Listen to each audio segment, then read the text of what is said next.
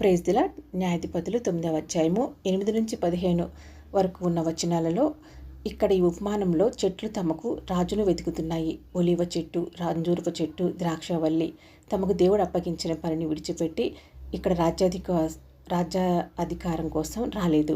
కానీ ముళ్ళ పొద మాత్రం వెంటనే అంగీకరించింది. ఇక్కడ ఒలివ చెట్టు, అంజూరపు చెట్టు, ద్రాక్షవల్లి రాజ్యాధికారాన్ని తిరస్కరించాయి. ఎందుకంటే రాజుగా పరిపాలించడం వాటి పిలుపు కాదు. దేవుడు వాటికి తైలమును, మాధుర్యమును, ద్రాక్షారసమునిచ్చే బాధ్యతను అప్పగించాడు. తమకు అప్పగించబడిన పిలుపుని విడిచిపెట్టి మరొక స్థానాన్ని ఆశించడం దేవుని చిత్తం కాదని అవి గ్రహించాయి. అందుకే అవి తమ స్థానంలోనే నిలిచాయి. అలాగే మనుషులమైన మనకు కూడా దేవుడు ఒక ఉద్దేశాన్ని, ఒక పిలుపును, ఒక బాధ్యతను ఇచ్చాడు. ఆ పిలుపు ఏమిటో, మన స్థానం ఏమిటో, మన బాధ్యత ఏమిటో మనుషులు కాదు, దేవుని వాక్యమే మనకు తెలియజేస్తుంది. వాక్యం ద్వారా దేవుని చిత్తాన్ని గ్రహించినప్పుడు మాత్రమే మనం మన పిలుపులో స్థిరంగా నిలబడగలుగుతాము.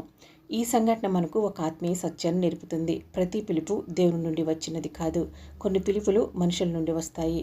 మనుషులు తమ అవసరాలు, స్వార్థాలు, ప్రయోజనాల కోసం మనలను పిలవచ్చు. అలాంటి పిలుపులను మనము అనుసరిస్తే చివరికి నిరాశ, నష్టం, బాధ కలిగే అవకాశం ఉంటుంది. ముళ్ళ పొద ఇతరులకు ఫలం ఇవ్వదు, నీడనివ్వదు. అయినా అది రాజుగా ఉండాలని కోరుకుంది. ఇది స్వార్థపూరిత నాయకత్వానికి ఒక చిహ్నం. దేవుని పిలుపుకు కాకుండా మానవుని పిలుపుకు స్పందించే వ్యక్తులు ఇతరులను బాధించే ముళ్ళ చెట్టు స్వభావాన్ని కలిగి ఉంటారు.